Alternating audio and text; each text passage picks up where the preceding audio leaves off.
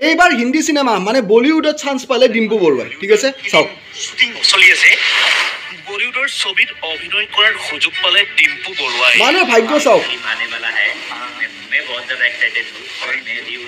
ডিম্পু বৰুৱা এবাৰ Bollywood সিনেমাত Bollywood movie খানৰ ভাতৃ আৰবাজ খানৰ সৈতে অভিনয় কৰিব ডিম্পু বৰুৱাই সলমান খানৰ ভাতৃ আৰবাজ খানৰ লগত এক্টিং অসমৰ জনপ্ৰিয় ইউটিউবাৰ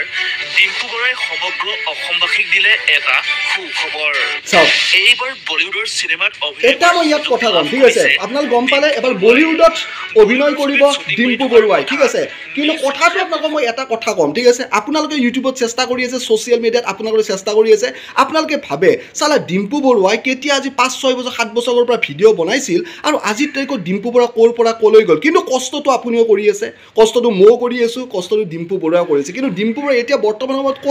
ক'ত গৈ পালে বলিউডত গৈ পালে আৰু বলিউডত চিনেমা এখনত চান্স পোৱাৰ কাৰণে কিমান টান কিমান ল'ৰা ছোৱালী অল ইণ্ডিয়াৰ পৰা তাত ষ্ট্ৰাগল কৰে কিন্তু ডিম্পু বৰুৱাই ইউটিউবৰ মাধ্যমৰ দ্বাৰা গৈ পালে আজিৰ তাৰিখত বলিউড মানে এইটো কি জানেনে আপোনালোকে লাইফত কেতিয়াও হাৰি নাযাব এইটো হৈছে আপোনালোকৰ যোৱা জন্মৰ কিছুমান ফলাফল ঠিক আছে আপোনালোকে এইটো জন্মত বহুত ভাল কাম কৰি আছে কিন্তু কথাটো হৈছে আপোনালোকে লাভখিনি পোৱা নাই মেইন কথা হৈছে যোৱা জন্মৰ যিখিনি পাপ আছে সেইখিনি পাপ আপোনালোকৰ খণ্ডন যাবই লাগিব ঠিক আছে আপোনালোক ভগৱান প্ৰাৰ্থনা কৰক আল্লাহ প্ৰাৰ্থনা কৰক যি কৰে কৰক আপোনালোকে যিখিনি পাপ কৰ্ম কৰিছে সেই পাপৰ কামখিনি আপোনালোকৰ মাইনাছ হ'বই লাগিব আৰু যেতিয়া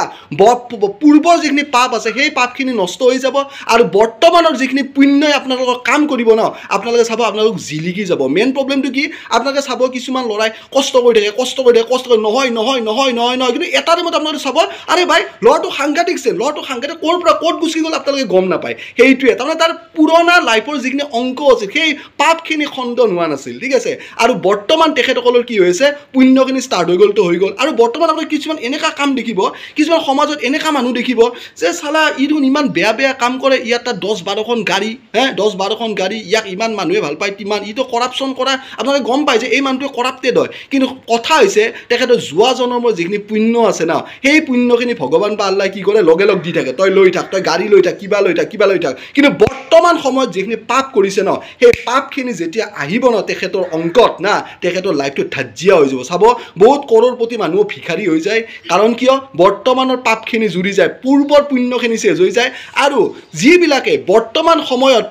পুণ্য কৰি আছে পূৰ্বৰ পাপ আছে বৰ্তমানটো তেখেতৰ লাইফটো বহুত কষ্ট চলিব কিন্তু আপুনি হাঁহি কষ্ট কৰি যাওক যিদিনাই পুৰণা পাপখিনি নষ্ট হ'ব বৰ্তমানৰ পুণ্যখিনি ষ্টাৰ্ট হ'ব না আপুনি জিলিকি উঠিব দেখিছে চাওক ডিম্পু বৰুৱাই চাওক